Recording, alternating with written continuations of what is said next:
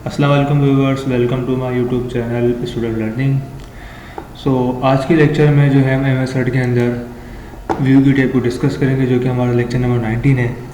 Last lecture number 18 में हमने review को डिस्कस किया था। रिव्यू के अंदर सारे ऑप्शन मैंने आपको बताया था कि ट्रिपिंग वगैरह क्या होता है, उसको हम किस तरीके से यूज़ कर सकते हैं। और आज के लेक्चर में जो हमारा एम एस वर्ड का लास्ट लेक्चर है, बाकी इसके बाद हम एम एस एक्सेल के बारे में पढ़ेंगे। तो आज हम जो है वो उसको कंटिन्यू करते हैं। तो चलते हैं व्यू की टाइप के ऊपर। और व्यू की टेब में हमें पहला ऑप्शन दिया है व्यूज़ का। तो यहाँ सिंपल आपसे ये पूछ रहा है कि जो आपको यहाँ डॉक्यूमेंट का पेज नज़र आ रहा है, इसको आप किस लिहाज से देखना चाह रहे हैं। इसको अपनी मर्ज़ी के मुताबिक आप सेट कर सकते हैं। जैसे मिसाल के तौर पर यहाँ पर हम जो है पहले मैं टेक्स्ट लिख लेता हूँ ताकि जो आपको समझ में आ जाए, वरना ये आपको पता नहीं पड़ेगा। तो ये हमने टेक्स्ट लिखा और उसको हम थोड़ा सा सेलेक्ट डाल करके राइटिंग के साइज़ को थोड़ा इंक्रीज़ कर लेते हैं ताकि 2 पेजेस पर आ जाए। ठीक है, उसके बाद अभी देखें, अभी ये जो हमारा पेज है, अगर इसको आप रीड मोड के लिहाज से देखना चाह रहे हैं तो आप इस पर क्लिक करेंगे तो पेज आपका रीड मोड के लिहाज से आ जाएगा। और उसमें अपने पेज को आप खाली रीड कर सकते हैं, बेटा उसमें डेटा वगैरह कुछ भी टाइप नहीं कर सकते क्योंकि वो रीड मोड है। लिखा हुआ है आ रहा the best way to read a document, सबसे अच्छा तरीका है अपने डॉक्यूमेंट को रीड करने का। इस पर आप क्लिक करें तो आपको डॉक्यूमेंट रीड मोड के फॉर्म में आ जाएगा। अब अपने डॉक्यूमेंट को इजीली रीड कर सकते हैं, यानी एक पूरी बुक के तरीके से दिखा रहे हैं फर्स्ट पेज और ये सेकंड पेज, और बीच में आपके पास लाइन भी आ रही है। और यहाँ से आप नेक्स्ट कर सकते हैं, नेक्स्ट करेंगे तो दूसरा पेज आपके पास आ जाएगा। तो इसको आप इस तरीके से यूज़ कर सकते हैं, कहलाता है रीड मोड। उसके बाद दोबारा हम आते हैं स्केप। आप स्केप का बटन प्रेस करेंगे दोबारा इधर आ जाएंगे आप। तो अब जो मोड आया ये था रीड मोड। उसके बाद जो मोड आपको नज़र आ रहा है बेटा, ये कहलाता है प्रिंट लेआउट। प्रिंट लेआउट का मतलब है, मतलब जैसे हम यहाँ काम कर रहे हैं, यदि प्रिंट लेआउट वाला हमें एक लेआउट ये दे देता है, जैसे हम यहाँ काम करते हैं वैसा ही एज इट इज़ हमें प्रिंट के अंदर दिखाता है। ठीक है, तो इसलिए हम ज़्यादातर जो है मोस्टली जो हमारे पास यूज़ होता है वो प्रिंट लेआउट ही यूज़ होता है, ताकि हम जिसमें ऐसा ही काम करते हैं वैसा का वैसा हमें किस में दिखाता है, वो प्रिंट में दिखा देता है, हमें कोई भी चेंजेस नहीं करनी पड़ती।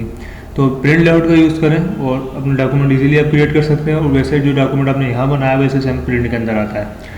उसके बाद वेब लेआउट आता है, यानी वेबसाइट के पेज के तरीके से आपको जो डॉक्यूमेंट का पेज दिखाता है।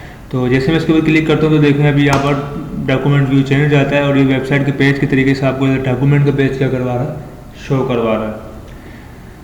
उसके बाद हमारे पास आता है आउटलाइन। तो आउटलाइन तो मैंने आपको शुरू में भी बताया था कि क्या होता है। एक दफ़ा इसको हम फिर रिपीट कर देते हैं। जैसे मिसाल के तौर पर हम यहाँ पर आते हैं, मैंने आपको बताया था, यहाँ हम लिख देते हैं चैप्टर, हमने लिख दिया चैप्टर नंबर 1।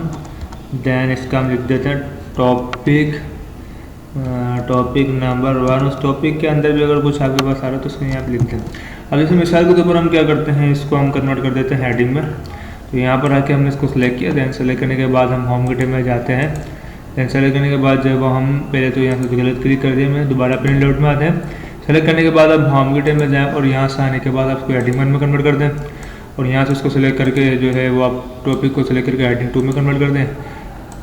और इसके टेक्स्ट को आप सेलेक्ट करके जो है यहाँ पर वो आप हेडिंग 3 में कन्वर्ट कर दें। तो यहाँ पे एक लेवल के तरीके से नहीं दिखा रहा है, यानी आपको यहाँ पर ये चीज़ एक आउटलाइन के तरीके से नहीं दिखा रहा। उसको अगर आपने आउटलाइन के तरीके से देखना है तो उसको आप दोबारा व्यू में आए। दैन व्यू में आने के बाद आप जैसे आउटलाइन पे क्लिक करेंगे तो जितनी भी हेडिंग्स आपको नज़र आ रही हैं वो सारी एक आउटलाइन की फॉर्म में दिखाएगा, एक लेवल के तरीके से आपको दिखाएगा। तो किसी हेडिंग का लेवल मैंने बताया था शुरू में भी आपको, आप यहाँ से इसको कम ज़्यादा कर सकते हो। टोटल 9 लेवल होता है। अगर वो बॉडी टेक्स्ट कर देगा तो नॉर्मल जैसे डॉक्यूमेंट का टेक्स्ट होता है उसे हम उसी तरीके से आएगा, लेकिन चाहे तो अपनी मर्जी के मुताबिक लेवल आप कम ज़्यादा कर सकते हैं। जैसे मैं लेवल 1 करूँ तो दोबारा किस में आ गया, लेवल 1 में आ गया, यानी इसी के साथ आ गया।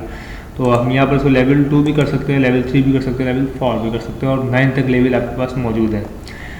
तो फिलहाल अभी हम यहाँ से क्लोज करते हैं। अब दोबारा व्यू की टेब में हम चले जाते हैं। तो ये हमारा हो गया कंप्लीट। उसके बाद ये आता है शो हो गया, जो आपने डॉक्यूमेंट का पेज है उस पर आपको क्या क्या चीज़ें शो करवानी है, विंडो पे क्या क्या चीज़ें शो करवानी, तो आप चेक लगा शो करवा सकते हैं। रूलर्स के लिए भी आपको यहाँ हॉरिजॉन्टल भी नज़र आ रहा है और वर्टिकल भी चेक लगा इसलिए दिखा रहा है। अगर मैं ऐसे ग्रिड लाइन में चेक लगाता हूँ तो देखें ग्राफ पेपर की ग्रिड लाइन्स हमारे पास होती हैं वो भी हमें दिखा रहा है। नेविगेशन पेन में चेक लगा दो तो नेविगेशन पेन भी हमें यहाँ पर ये दिखा रहा होता है। तो प्रॉपर्टी वहाँ पर डिपेंड करता है, जिस प्रॉपर्टी पर आपने चेक लगाया होगा वो फिर शो होगी, वरना अदरवाइज दूसरी प्रॉपर्टी शो नहीं होगी। फिलहाल मुझे ग्रेड लाइन की ज़रूरत नहीं है, तो यहाँ से मैं चेक हटा दूँगा।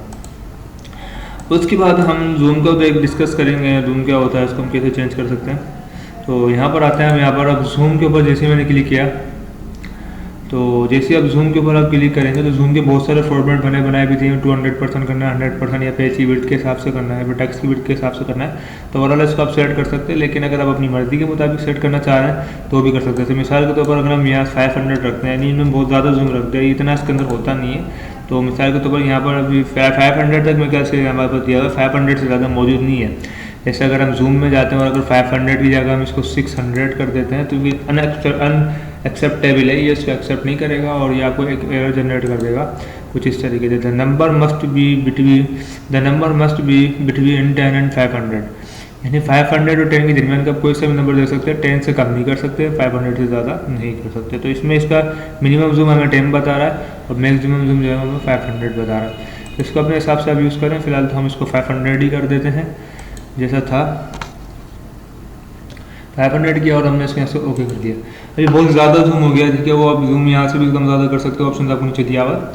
और उसके बाद जो है वो आपके पास आप इधर आते हैं और यहाँ पर आने के बाद आप 100% करते हैं, आपका डॉक्यूमेंट का नॉर्मल जूम कहलाता है। क्लिक करेंगे दोबारा डॉक्यूमेंट आपका पेज जो है वो नॉर्मल फॉर्म में आ जाएगा। वन पेज क्या होता है, आपको एक वक्त में वो एक ही पेज दिखाएगा, मल्टीपल नहीं दिखाएगा। हालांकि 2 पेज है, वो एक ही पेज दिखा रहा है आपको विंडो पे, हालांकि जगह भी इधर साइड में बाकी है लेकिन दिखाई गया है। लेकिन अगर आप मल्टीपल करते हैं तो फिर वो एक वक्त में आपको एक से ज़्यादा पेज दिखाता है, जितनी विंडो में उसको जगह मिलती रहेगी उसमें दिखाएगा। जैसे अगर मैं उसको और छोटा कर दूँ, यहाँ पर जैसे 3 पेज हमारे पास है, कंट्रोल एंटर करता हूँ, तीसरा पेज भी इसके बराबर में, कंट्रोल चौथा पेज भी इसके बराबर में आ जाएगा।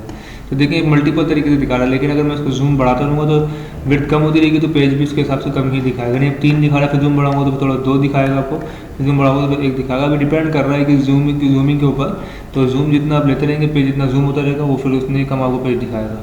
तो मल्टीपल पेज से दिखाता ही है। और अगर आप मान एक ही सिंगल देखना चाह रहे तो 1 पेज पर करते हैं। बाकी पेज विड्थ के हिसाब से करेंगे तो पेज क्या करता है, वो बता रहा है कि आपको zoom the document so that the width of the page match the width of the window, यानी जो आपकी पेज की विड्थ होगी विंडो की विड्थ से क्या करेगी, मैच करेगी। तो यानी आपका पेज जो है विंडो की विड्थ के बराबर आएगा। ये जैसे किस तरीके से देखें, पूरी विंडो की विड्थ के बराबर आपको पेज क्या करवा रहा है, ये शो करवा रहा है। तो इस तरीके से मतलब इसको आप चीज़ों को यहाँ पर क्या कर सकते हैं, यूज़ कर सकते हैं। उसके बाद हमारे पास अगला ऑप्शन आ रहा है न्यू विंडो।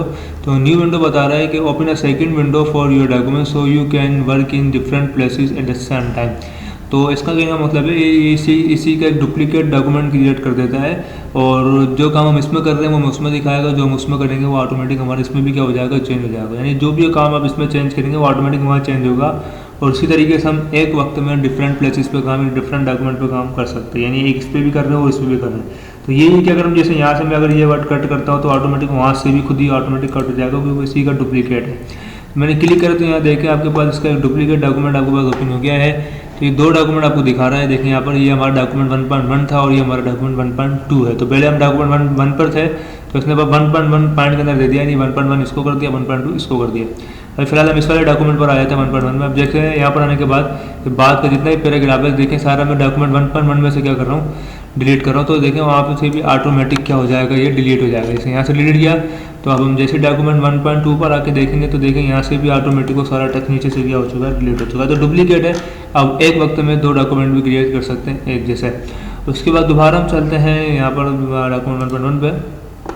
ऑल एन का मतलब होता है कि जितनी विंडो आपके डेस्कटॉप पे ओपन हुई भी हैं वो एक साथ अरेंज करके दिखाएगा। तो ये मतलब जो है ये बोल भी आपके पास save to your open window so you can see all them of at once, यानी एक ही दफ़ा में आप सारी विंडो को देख सकते हैं ऑल अरेंज के अंदर। तो जैसे इस पर आप क्लिक करते हैं तो आपके डेस्कटॉप पर जितनी विंडोज़ होंगी वो सारी एक साथ इस तरीके से आपको अरेंज करके दिखा के प्ले डेस्कटॉप पर आपको एक ही विंडो दिखा रहा था। तो इसको आप इस तरीके से यूज़ कर सकते हैं। फिलहाल देन हम इसको यहाँ से अभी इसको रिमूव कर देते हैं, इसको फिलहाल अभी हटा देते हैं। दोबारा चलते हैं हम यहाँ पर,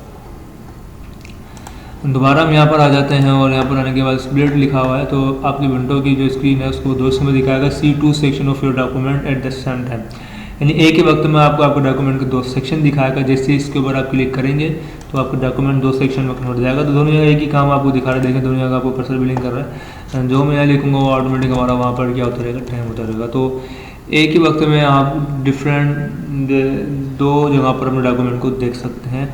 तो उसके बाद रिमूव स्प्लिट करूँगा, दोबारा ये नॉर्मल कंडीशन में आ जाएगा। उसके बाद व्यू साइड बाय साइड का मतलब है दोनों विंडो आपको साइड बाय साइड व्यू करेगा। यानी जैसे डॉक्यूमेंट मतलब जो विंडो है आपको 2 विंडो को साइड बाय साइड व्यू करते हैं। जैसे मैंने इसके ऊपर क्लिक करा, देखिए दोनों window side by side view हो रही है।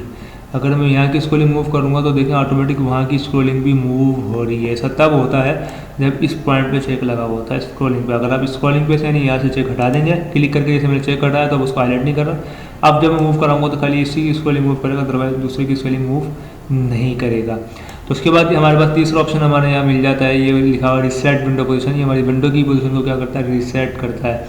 तो यहाँ पर आने के बाद जैसे मिसाल के तौर पर हम विंडो की पोजीशन को थोड़ा आउट करते हैं, जैसे हम यहाँ पर आए इसकी पोजीशन हमने चेंज की है, यहाँ पर आए इसकी पोजीशन हमने चेंज की, तो दोबारा हम यहाँ पर आते हैं। मैं जैसे रिसेट विंडो पोजीशन पे क्लिक करूँगा डायरेक्ट विंडो की पोजीशन दोबारा क्या हो जाती है, देखें ये हमारी रिसेट हो गई है।